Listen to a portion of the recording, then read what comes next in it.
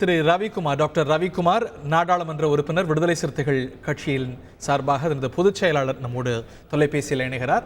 இந்த டைமிங் பற்றி கேள்வி எழுப்பப்படுகிறது. இது மடைமாற்ற முயற்சி, டைவர்ஷனரி டாக்டிக்ஸ், அதை தாண்டி இதனது அமலாக்கம் அப்படிங்கிறது லாங் ஓவர்டியூ தானே? நாடாளுமன்றம் நிறைவேற்றிய ஒரு சட்டம். டாக்டர் ரவிக்குமார், இது நாடாளுமன்றத்தில் நிறைவேற்றப்பட்டிருந்தாலும் இதற்கான விதிகள் வெளியிடப்படாத நிலையிலே அது நடைமுறைப்படுத்தப்படாமல் இருந்தது. அந்த காரணமாகவே பொதுக்கூட்டங்களில் பேசும்போது உள்துறை அமைச்சர் அமித்ஷா அவர்கள் நாங்கள் தேர்தல் தேதி அறிவிக்கப்படுவதற்கு முன்பாகவே இதற்கான விதிகளை வெளியிடுவோம் என்று சொல்லிக் கொண்டிருந்தார். அதன் அடிப்படையிலே இன்றைக்கு அது நோட்டிஃபை செய்யப்பட்டிருக்கிறது. என்றாலும் மாநில அரசுகள் இதில் அவர்கள் சம்மதம் தெரிவிக்கவில்லை என்றால் அது மாநில அரசுகளுக்கு நடைமுறைக்கு வராது. ஏனென்றால் சட்டம் ஒழுங்கு நிலைநாட்டுகிறவர்கள் இதையும் அவர்கள்தான் செயல்படுத்த வேண்டும். தமிழ்நாடு முதலமைச்சர் அவர்கள் ஏற்கனவே தெரிவித்திருக்கிறார்கள், தெளிவாக கூறியிருக்கிறார்கள், இந்த சட்டத்தை நாங்கள் தமிழ்நாட்டிலே செயல்படுத்த மாட்டோம் என்று தெரிவித்திருக்கின்றார்கள். எனவே இது தமிழ்நாட்டிலே நடைமுறைக்கு வராது என்று நாம் உறுதியாக நம்பலாம். ஆனால் அதே நேரத்தில் ஏன் இதை இவர்கள் இந்த நேரத்தில் கொண்டு வருகிறார்கள் என்று பார்த்தால், பாஜகவினருக்கு பெரும்பான்மை இந்துக்களுடைய வாக்குகளை திரட்ட வேண்டும், அதற்கு சிறுபான்மையினரை எதிரியாக சித்தரிக்க வேண்டும். அதாவது ராம் கோயில் திறப்பதன் மூலமாக, அதற்கு திறப்பு விழா நடத்தியதன் மூலமாகவே பெரும்பான்மை வாக்குகளை கவர்ந்து விடலாம் என்று கருதினார்கள்.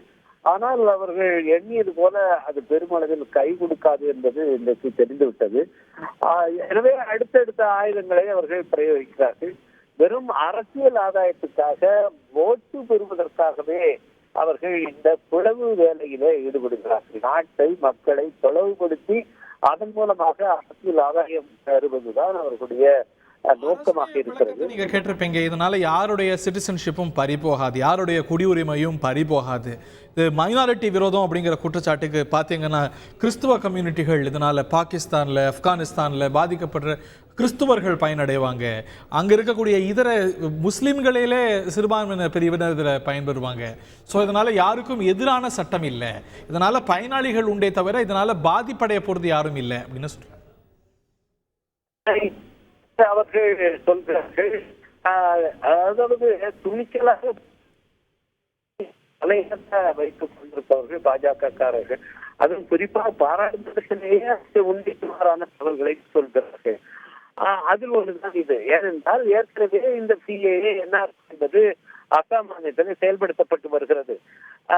ரஞ்சன் கோகோய் அவர்கள் உச்ச நீதிமன்ற நீதிபதியாக இருக்கும் போது அதில் அவர் குறியாக இருந்தார்.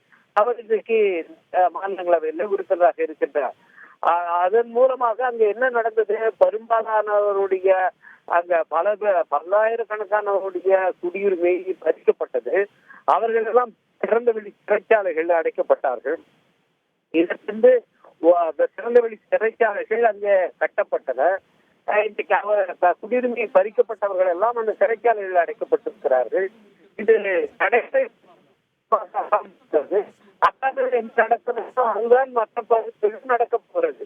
அங்கே குடியுரிமை பறிக்கப்பட்டவர்கள் வெறும் இஸ்லாமியர்கள் மட்டுமல்ல, பழங்குடி மக்கள், அதுபோல பட்டியல் சமூகத்தை சேர்ந்தவர்கள், பிற்படுத்தப்பட்ட சமூகத்தை சேர்ந்தவர்கள்.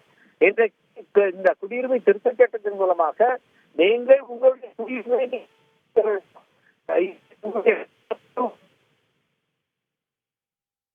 Sorry sir, I lost the line. திரு ரவிக்குமார், இது அரசியல் நோக்கம் கொண்டது, மக்களை பிளவுபடுத்தக்கூடிய யுக்தி என்று இவருடைய கருத்தையும் இந்த நகர்வுக்கு தன்னுடைய கண்டனத்தையும் பதிவு செய்யட்டும். செய்திகளை உடனுக்குடன் தெரிந்து கொள்ள உடனே சப்ஸ்கிரைப் பண்ணுங்க.